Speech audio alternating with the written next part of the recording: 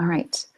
Hello, my name is Leila, and I'm really excited to be here today with the third video that I'm calling Here to Help video to help you engage your students with the best iPad apps available. And also, if you're using this resource, Rhythm Make It Count, you're going to really want to watch this video because I am having as my guest Jon from the Upper Peninsula in Michigan. I'm going to have him pronounce his last name because I want to make sure we get it right. But he is the developer of one of my favorite rhythm apps called Rhythm Lab. So Jon, without further ado, I'm going to hand it over to you. Welcome, Jon. Thanks for joining us. Hi, Leila. Thanks for having me. My pleasure. My last name is Ensminger. Just kind of like it looks if you follow all the consonants, you can kind of figure it out. Anyway, good. You just call me. Okay, so I think what we're going to do here is kind of do a walkthrough of Rhythm Lab just to kind of see how it works. I think you had mentioned before that you're interested in what motivated me to do this in the first place. It's probably a combination of things, but I think I've been interested in software development for several years now, and when I saw the iPad and saw its potential, I thought, oh, there's some really cool things you should be able to do with that, including, you know, tapping and swiping, and which seems like a natural fit for rhythm. So I decided to embark on this journey of figuring out how to make this app work. So it's been kind of an interesting process, but I've enjoyed doing it. I am sure. And we're thankful for people like you that decide to delve into something like this, because I know it's a lot of hard work. Yeah, it takes a few hours of concentrated effort to try to get things to work right. So. And just so the viewers know too, you are a piano teacher yourself and a player yourself, correct? Tell us about your studio. Well, I have a private studio of about 30 students. And then I also teach at Michigan Tech University, which is near where I live. And I teach a number of students there, none of whom are music majors, but all of whom are either interested in beginning to learn the piano, or some of them are more advanced. Most of them are engineering or math or chemistry or, you know, some sort of scientific major. So, but they all have an interest in music. So it's kind of fun to teach them a couple of days a week and then teach younger kids the rest of the time. Well, and I bet they're enthusiastic students because it's their choice to be studying with you. So I would imagine that being fun. Well, go ahead, take us through a tour of Rhythm Lab. I think you're going to project your screen or your iPad screen onto the video. That'd be great. Right. So here we go. Let's look first at the main screen here. I need to call it up here. Okay, so hopefully everybody can see that. Yes, we can. Okay, so when you first open Rhythm Lab from the icon from the home screen on your iPad, you will be presented with this screen. This is a user sign-in screen. Notice there are 3 different buttons here. The bottom button allows you to just enter the app, start tapping without any kind of user tracking. So you're not required to have any kind of an account to use the app. The only purpose of the user tracking is to allow you to keep track of scores or allow teachers to keep track of their students. Which I greatly appreciated that option when you added that, so thank you. There were a lot of requests for it. So if I click on the top button, user, this will just give me a list of who is listed as a user so far on this iPad. And this, since this is my testing setup, it just has my name on it. I will not go to that right now. I'll go down to the add user one, where all you need to do is add a new name. This is going to be a little clunky since I'm doing it from the computer, but I'll just put your name in just for fun. Okay, so then if I go back up to user, your name shows up, and then I can log in as you, and then the tapping screen will show up. And I must say that that's remarkably easy. It's not always that easy. So thank you for making it so easy. Right. Well, I wanted to make it so you could track it, not so you had to go through a lot of hoops to like create accounts or create passwords or that type of thing. Exactly. Thank you. Right. Now, this up in the right corner where it has your name in the 00000, that is a button that allows you to look at a report for everything you've done. Since you haven't done anything yet, there's no score. It shows today's date, but it doesn't show any scores or any attempts at any exercises. But once you do those will start showing up. Nice. Okay. Just by clicking on that. Okay, so at the top you see several menu items starting with A1, and then B2, and then patterns, composers, drums, custom. These are all just menus that allow you to access different sets of patterns. If I click on A1 or tap on that, then I will get a number of single patterns. So we have your rhythm make it count patterns here at the top. If I click on that first one, then those patterns show up. There's the first one.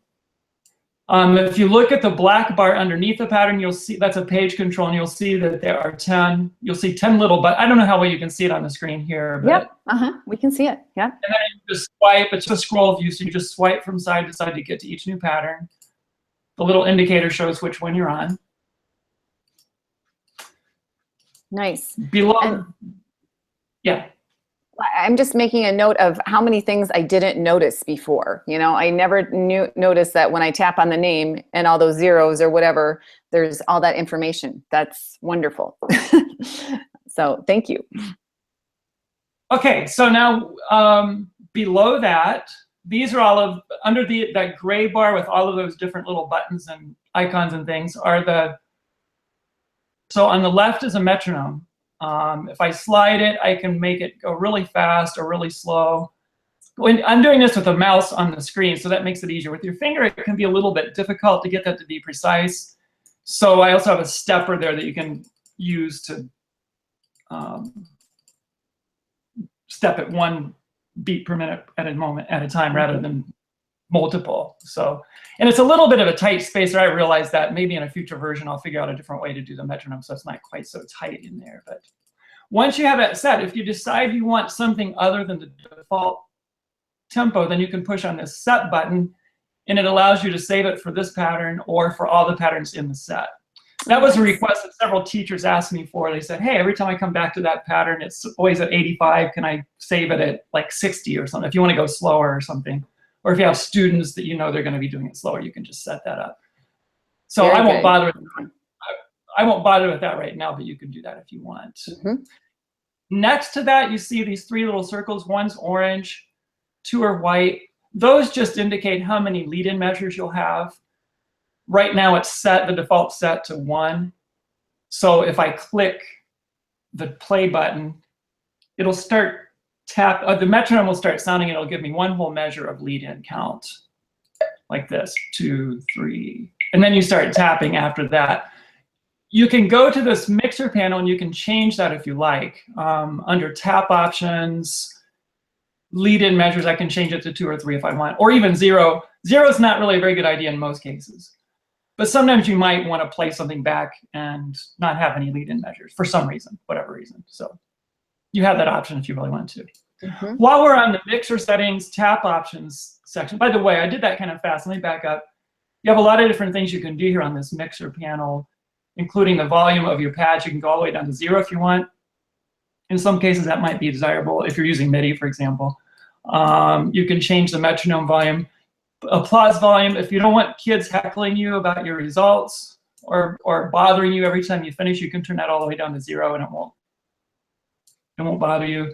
Sound options, you can change the sounds that you're using for the taps, and also the note, like if it's a high note or a low pitch, you can change that. I can show you that now. So like I'm working on a single pad right now, so I can choose all these different sounds. These are all based on a sound font that I'm using. A sound font just is one that collects all the different general MIDI sounds, and then whichever one I want, I can click on it, and it'll, if I don't like it, I can do a different one. Mm-hmm. Normally, I just stick with marimba because that's sort of generic. Mm-hmm. And then if I want to change the note, that's kind of a low sounding note. I'm going to go up to a higher note. There we go. Something like that. So you can change all those parameters if you want. And that's with this mixer thing. To the right of that, you see an ear. The ear allows you, oh, by the way, this red button just allows you to clear the screen if you've got stuff on there, like the end of an app, at the end of a tapping session or something, you can use that red button to clear it. So if I press on the ear, then it'll play back the pattern without my tapping it. So I can just hear how it is supposed to sound.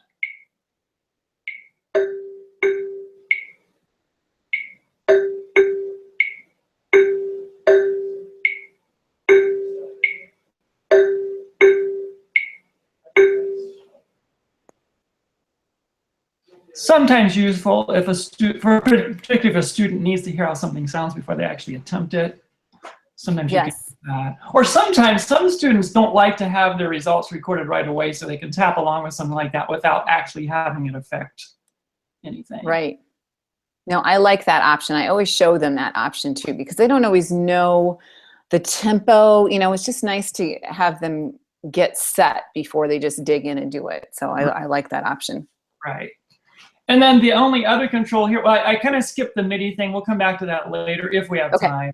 Mm-hmm. The MIDI, that MIDI button there, it turns red. That means it's going to send out MIDI notes instead of, you know, you can toggle sending out MIDI to some other app or some other MIDI keyboard if you want to. That's not a crucial thing for using the app, but if we have time later, we might get into that. On the far right, you have a loop button. All this does is allow the pattern to keep repeating back to the beginning. The one thing about the loop button is it's good for practice, but it doesn't allow you to save a score. So as long as you're looping, you're not going to see any score show up in your tapping record up at the top. So I'm going to tap this one, and then we'll see what it looks like when we finish. Okay. I'm going to speed it up a little bit since 77 is a little on the slow side. I'll put it up to about 100 or maybe 100. I'll try 120 to get it done faster. Okay, here we go. So one lead in measure.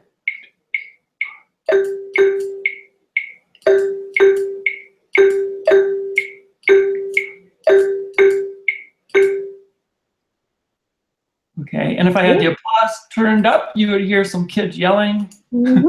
Nice job. You did well. Thank you. You did well. So this is your name. And so now you can see you did Rhythm Make It Count, #1. You got 100%. That's your highest score. If I kept doing it, or if I didn't do very well in the first one, it would show that. But if I kept doing it, each time I do better, it'll show the high score and then the number of times that I tried to do it. Wow. Nice. Okay. Okay.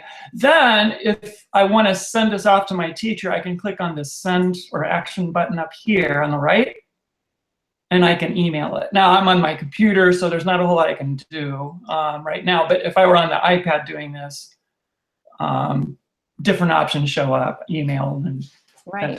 Nice. Okay. Okay. So, all right, did you want to put any questions into this? That's sort of the basic idea of how this thing works.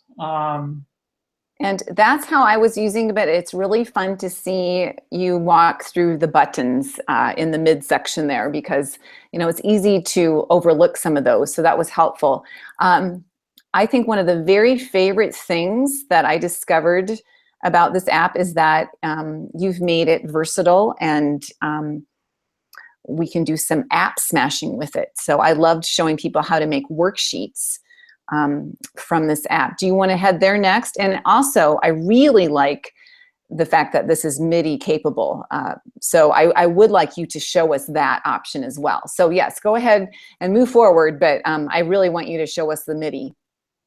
Okay, since you mentioned worksheets, I'll go there next. Okay. What I'm going to do, the worksheet, this isn't really a document app, and so it's not, there isn't a whole lot you can do with documents, but there is a basic ability to make worksheets. So the way you make this happen is you go up to this right button at the top, right next to the help. You have a help button here that kind of just shows up, kind of GarageBand style, what things are going on in the app. Right next to that is this box with the arrow. One of the options here is to save the pattern for worksheet. So I'm going to take this first Rhythm Make It Count pattern and just save it just by clicking that. Since I can do up to 4 patterns in a worksheet, I'm going to do 4. I'll go to the next one and do the same thing. go to the next one and do the same thing. And one more. Okay, so I should have 4, if this is working right, I should have 4 of those available. Then I'll go down to the Worksheet tab, the third one from the left at the bottom. I'm going to click on that. I don't know if that's showing up or not on the screen or not, but yep, it is. Mm-hmm. Okay. So now I've got these 4 places where I can add the pattern image, and I need to click edit to do that. Then I just click on it. There's my first one. It should show up. There's my second one.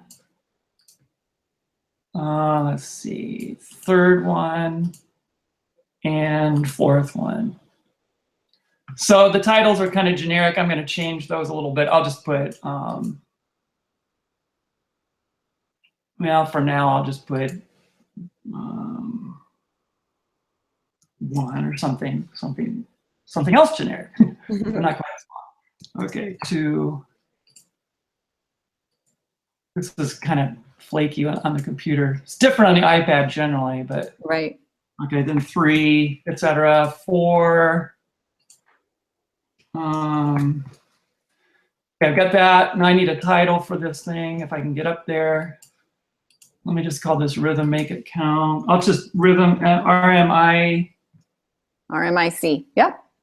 RMIC. I'll just call it like simple or something. And now that I've got that done.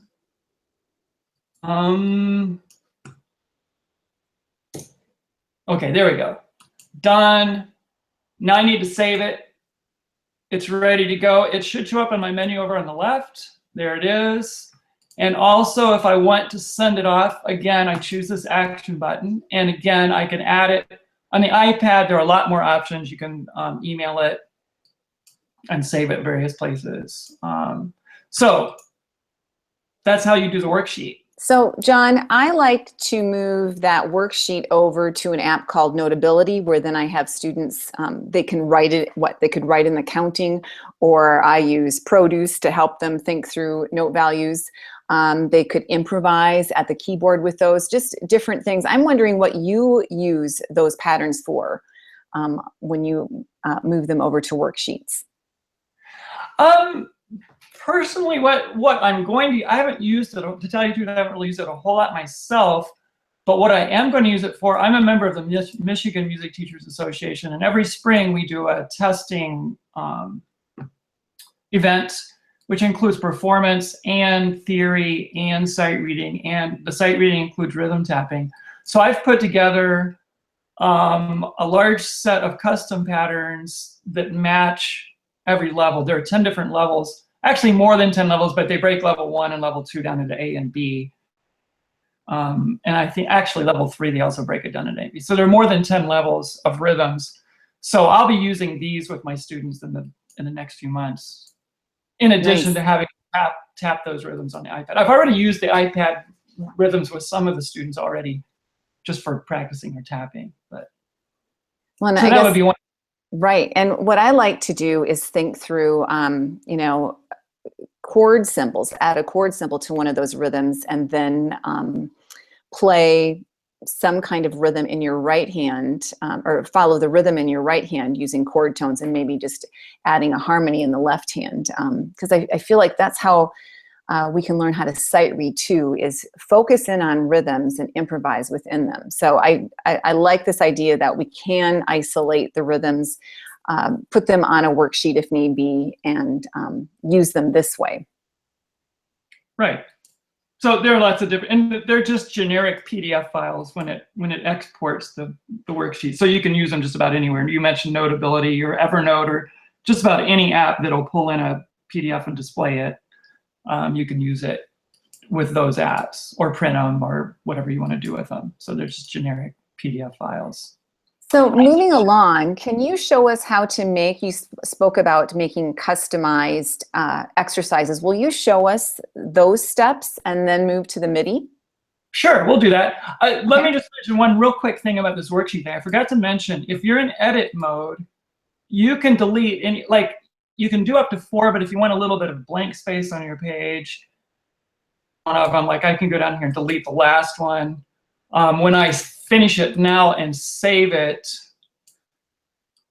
and export it, that bottom image part just won't show up. If I deleted the title, Okay. that wouldn't show up either. So you can, there's a little bit of flexibility there and not being stuck with having to do 4 or having an ugly placeholder image or something. So I think I did. Thank you. So custom rhythms. Let me go back to the tap screen first. This is the custom menu. So if you have any custom rhythms that you've made yourself and saved, they will show up here. There are 4 different types of patterns you can do. You can do a single pattern like this one that's on the screen already, or a double pattern, which is 2 rhythm patterns, one above the other, or a drum line, which is a red-blue thing. It's for drummers that want to do left-right patterns with their sticks. And then drum kit, which would be hi-hat, snare, and bass drum. It's up to 3 rhythms at once. So we're mostly interested in single and double. Right now, there aren't any, so I don't have any indicator that there are any there. So we don't have any. But if I go to the second tab on at the bottom, the custom tab, then I can create a pattern, and you can do it 3 different ways. I can either start completely from scratch, or I can copy any of the patterns that already are there that exist, or I can generate one just randomly based on whatever information I put in, time signature and that type of thing. I think what I'll do here is copy an existing pattern. I'll take that rhythm, that rhythm make it count first one that we were looking at. So there it is. Now what I can do is edit it.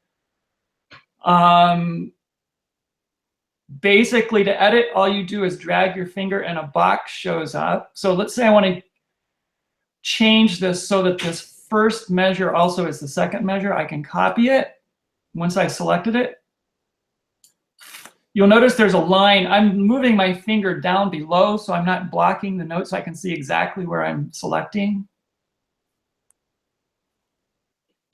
And what I'm going to do is paste into here. Okay, so I've got 2 identical rhythms. Now I think I'll move this last one and copy that and put it into the third measure. So now I've got that. I'm gonna, now in order to use this, I can't do anything with this thing yet. I've got to put it somewhere. I've got to save it. Since I don't have any custom pattern sets set up yet, I need to make a new one. So I go to this organizer, this folder thing up here that I just clicked on in the top right. And I don't want to put it in a worksheet. I could, but I don't want to do that. I want to add it to a new pattern set because I don't have any pattern sets. Now it'll ask me for the name of this. I'll just call it,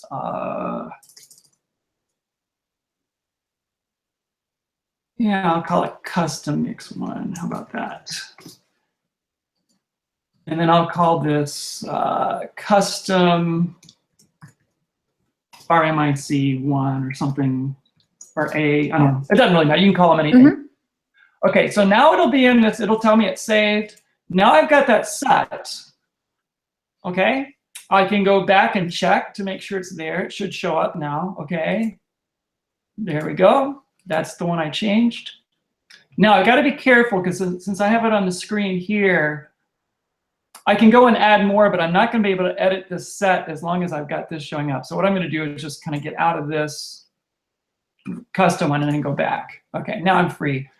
Now I'll show you how you can insert too. So I'm going to delete this first measure. And I can go to insert mode by tapping that insert button there on the left. Whoops, wait a minute. Something didn't work right. I need to delete. Okay, now I can do it. Okay, there we go. So now I can put anything in there that I want. All I need to do is select the rhythm down at the bottom in the middle. Let's say I want a whole note to go in there. I just select that and then tap anywhere on the white space. It doesn't matter where I tap. It'll go where that cursor is. If I don't like that, I can undo it, or I can redo it, or I can, well, that's the best way to do that, I guess. If I want to clear the whole screen and start over, I can click the red cross circle right there. I just cleared it. If I thought, whoops, I didn't mean to clear it, I can redo it. Mm-hmm. So there are a lot of different ways you can handle this. Notice I'm in insert mode, so my cursor is all the way at the end because everything's filled in. I can go backspace one at a time by using that X with the back arrow, that backspace button. That's what I'm doing now. I can redo that also, or undo that, I guess. If I want to enter a rest, I can click on the note I want to turn into rest and then just toggle the rest at the bottom. Now it's going to show up as a rest. Okay. If I want a dot, you just toggle the dot. So now I'm going to have a quarter note dot. I don't necessarily want a quarter note dot in this because I don't think you're using dotted quarter notes in this early stage. So I'm Yeah. back up. I can throw in a couple more notes. Now I'm done, and I can add this to the existing. I already have this pattern set, so I just add it to the one I already had, and I'll just call it custom mix 2, something like that. I can go check again, make sure it's there. And now I've got both of them. Nice. I think that's a nice option, especially for beginners. If you want just some really simple rhythms, just to get them used to the app. That's why I wanted to add a few in there prior to your level 1A and 1B. Right, yeah, and it's really simple to do that. So, okay, so now I've got this customer. Let's say I don't like this order. I have, you know, in that I had mix 1 and I had mix 2, but let's say I want to switch them. So I'm going to go to the next button up at the top next to the help thing, the one with the arrow. This will let me edit my sets. So I have this set here now. There's custom mix 1 and custom mix 2. I click on edit. Oh, it's active. Okay, so now it's not letting me do it. I got to go over here and change to whatever. Who cares what it is? Okay, you got to get out, right? So at least I had enough foresight to try to warn people. Otherwise, things can crash. Okay, so now let's try it. Okay, now here we go. This is sort of the standard iOS way of editing files. If I want to delete one of those, I just click on that red button on the left and I get a delete message. If I decide, nah, I don't want to do that, I just click out of that. If I want to change the position, I just grab this little hamburger thing off on the right and drag it down, right? So that little that's not a standard moving hamburger thing. So now I've got 2 first and 1 last, change it. I should be done. Let's say I wanted, well, now I need to change those titles, but I'm going to leave them just to show that they mixed, that they changed. Okay, I should be done with that. Now let's go back and check again. And mix 2 is first, mix 1 is second. So that worked. Nice. And now you can do the same thing. I can do that with an entire set. Actually, let's see, I'm on that set, aren't I? Okay, let's get out of here. Let's go back to our original. Okay, now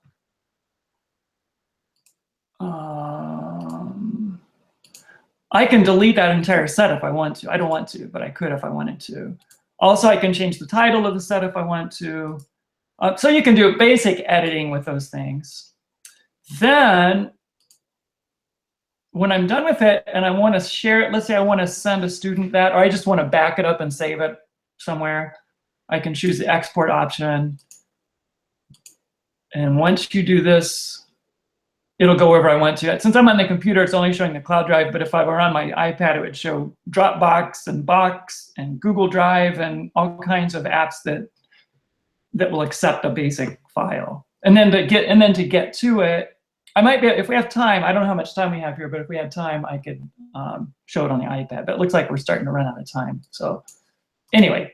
Well, I appreciate the versatility and allowing us to edit and make new patterns, because most apps, you can't do that, you know. So this is a really nice feature. So thanks for walking us through that. But yes, let's move on to how to hook the Rhythm Lab to MIDI and how that works. Okay, I'm going to switch gears here. I don't know how long this is going to take. Hopefully everything will come up the way it's supposed to. Mm-hmm. So we're going to go to more of a live thing with the actual iPad and my little MIDI keyboard. And we will share that screen here in a second. Let's see if I can get this on. Well, while you're moving to a new screen, the idea of adding MIDI to this was brilliant, because like I said, I like opportunities for students to create within rhythms. And so now I have my students use Rhythm Lab. It's hooked up to a keyboard via MIDI, and then they will play these rhythms on an actual piano or a keyboard. And at first I'll just say, okay, just use any black keys because we know it's going to sound good. And then I encourage them also to play in a scale that they're studying right now. But it gives them an option to create their own melodies within these rhythms, Right. which is a really neat asset of this app. Right. Yeah, things like MIDI just really open up a lot of options. Okay, I need to screen share. Okay, here we go. Let's see if this shows up. This should be my live setup. Okay, is that showing up pretty well? Yes, it is. Yeah. Okay, so you can kind of see down here where I'm putting my fingers. I've got a little MIDI keyboard. This is a Novation simple MIDI input keyboard. I've got it connected to this iPad with a camera connection kit. There's a USB cable that comes out of the MIDI keyboard to the camera connection kit. This is the old style camera connection kit. If you have a newer iPad with a lightning connector, there are also adapters for that. There are actually a lot of different ways to hook up by MIDI, but that's another topic. But anyway, we're set up here. I'm going to open Rhythm Lab. Now I should, okay, now I'm playing my keys. And there's that marimba sound. So I can get a melody thing. So let's try this. I'm on my let's do the rhythm make it counts. Let's do the first one. So, and I'll just do some sort of scale with this or something. Let's see. Mm-hmm.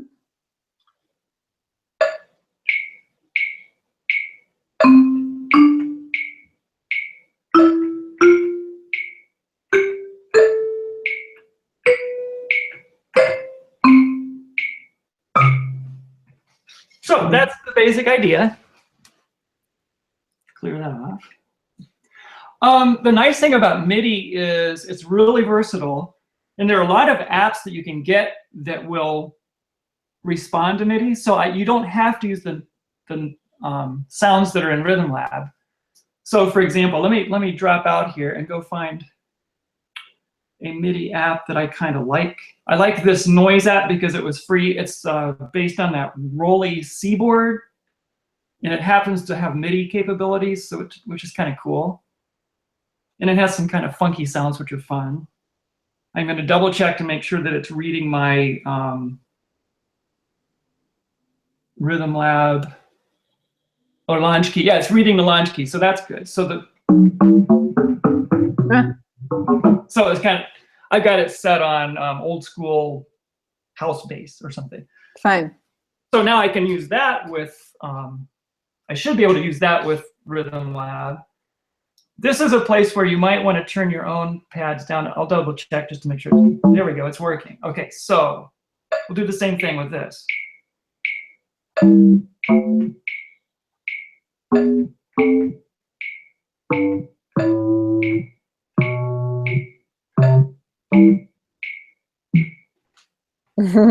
Fun. Right, so you have a lot of versatility there with MIDI. And of course, if you're using something like a Clavinova or some other MIDI keyboard that makes its own sounds, you can use those sounds too. There's nothing preventing that. So what you're saying is the MIDI keyboard that you're using really doesn't make any sounds itself? Right, it's just a little MIDI controller. It's a inexpensive little thing that's designed to work with other software instruments, that type of thing. Right. Because some teachers may be interested in something like that if they want to have set up a little workstation. Would you recommend that keyboard? Do you like that one? It's pretty nice, yeah. It was not too expensive. And there are other ones out there, like mine's a Novation mini launch key or something like that. I think I found it on Amazon or someplace for under $100. So it's pretty nice. There's some other ones out there. I know Korg makes some. I think I have one called an XKey, which is just a small little one as well, portable. Yeah, I think that's CME. CME, I think, is the company that makes those. Okay, yeah. And yours is called what? Novation, is that right? Yeah, let me see. Maybe I can. Well, I've got things kind of taped up here. It's Novation. Okay. I'm going to make some show notes or lesson notes, or sorry, Sure. that's what I call them for my lessons. But I'll include this in the notes. And I know that teachers may be interested in knowing how to connect their iPad to a MIDI keyboard. So I will include those things to it. But my question for you is, does Rhythm Lab let us know that all systems are go? You know, because when I did it first and connected my MIDI to Rhythm Lab, you know, it just suddenly worked. Is there any way to know for sure that things are working, or if they're not, is there a way to troubleshoot it? It's pretty straightforward because the MIDI I'm using is just hooking right into the iPad system, and the way the iPad or iOS works, it has a thing called Core MIDI, so it just grabs whatever MIDI message are being sent. So there's not any one thing on my app that says, hey, MIDI's working or it's not. However, you can go to the settings under MIDI. You have some MIDI options here. Is that showing up? Not yet. It's because my camera turned my MIDI. I'm using an iPad mini for the camera. Okay, there we go. See it now? Yes. Okay, so on these MIDI options, notice that it has at the top green button there it says RL split. Sorry, not split. Right, left, split. So that's telling me that anything from C3 or MIDI note 60, which is middle C, or above, will play the right pad. If I have a two pad, like a double rhythm, and anything below that will play the left pad.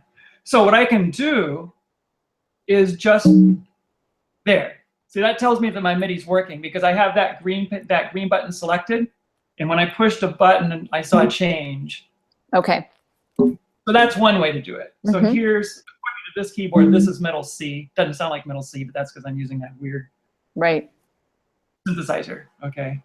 And if I go down to like for hi-hat sounds, that kind of thing, that doesn't sound like a hi-hat, but when you play it, it'll sound like a hi-hat. But you get the idea. So that's one way to check to make sure MIDI's working if you're not sure. If you didn't get any changes there, then you know something's wrong and the MIDI's not connecting or not. But it's pretty straightforward, and those iPads are pretty solid with their MIDI implementation. So I don't think I've ever run into a situation. Sometimes you might have a situation where one of the apps you're trying to connect to loses the connection somehow, and then you just have to go back to the app and try to reconnect it. Or that can happen. That type of thing can happen. All right. So in other words, it's pretty easy to get Rhythm Lab talking to your MIDI keyboard if you have the right equipment. Exactly. Okay, that's good news. So yes, I'll make sure that people know how to connect or what they'll need to connect the keyboard to the iPad. Anything else that we should cover about Rhythm Lab, or have we covered most of it? Most of it. I don't know how much time you have. If you'd like to see the audio bus feature, that's kind of cool. I don't know how many people are familiar with Audio Bus. Audio Bus is an app that allows a whole bunch of different apps to talk to each other. So notice I've got this iReal Pro app down here. Yes, which I use that a lot. With that, it's like lead sheets and automatic that type of thing. It is Audio Bus compatible. So if I click on my Audio Bus app link, and the Audio Bus app is just a few bucks. It's really cheap.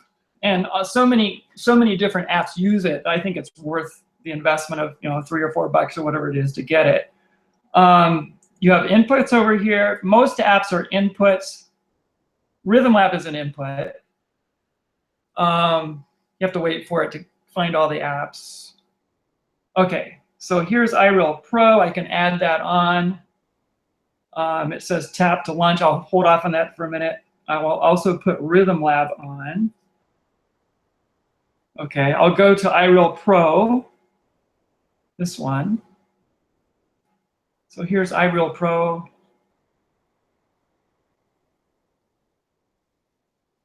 And I made my own little chart. This is a real simple little chart. And I have it doing a little jazz waltzy kind of thing.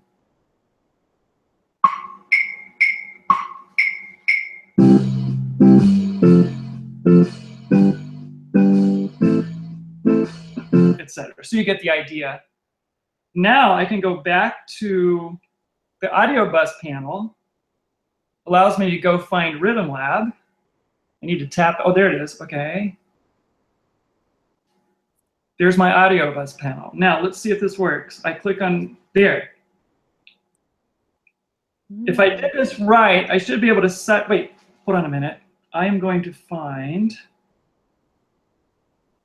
okay, I've got a special custom rhythm here that I'm going to use. I was going to say you need something in 3/4. Yeah. So this is a very simple scale pattern. 4 notes up, 4 more notes up. Use it a lot with like younger kids with 4 fingers and no thumbs to do the lower tetrachord and the upper tetrachord. Right.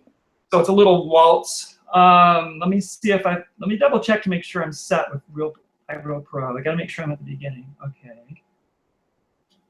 Now iReal Pro is set to go. I've got 2 lead-in measures on iReal Pro because I need 1 lead-in to here, then I need 1 to match it up with Rhythm Lab. You got to do a little bit manually. I don't know of any way to sync it up automatically. There might be a way to do that, but I haven't figured it out yet. So I will start it. And after I start it, I'm going to put my finger on the green start button because the green start button activates the metronome when you release it, not when you push it down. I've found that that's a little bit easier for synchronizing with an audio bus app. Okay, so we'll try that. 2, 3.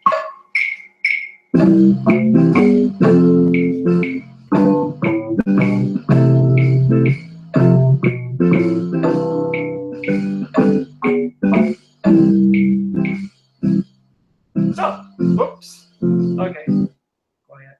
Thank you. So that's a very simple thing to do as well. Well, you make it look simple, Jon, but that is pretty unique. I was wondering how iReal Pro talked to Rhythm Lab. So audio bus is the key to that. Right. Now, it is true. Even if you don't have the audio bus app, you could maybe make that happen by running 2 apps in the background. Or I haven't tried this because I don't own one of those big iPad Pros yet, but you can multitask 2 apps at a time. So you might be able to do a side-by-side without audio bus. But if you don't have the iPad Pro and if you want to interact, that makes it much easier because you get those controls right there. And it's all very easy. You just push on that plus button, you find the app you want. It shows up on the other app, the little control panel, and then you're good to go. So it's pretty simple.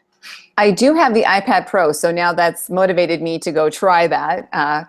But also audio bus, yeah, it looked scary to me when you were talking about it, and now I'm like, okay, I think I could do that. So thank you for that lesson as well. Sure. You've created quite a versatile little universe within Rhythm Lab, and I think there's a lot of things that people could uncover, and you uncovered a lot of them today. So thank you so much. It's much more than just reviewing rhythms. It really, what you just did added a backing track to all those rhythms, which makes it that much more fun.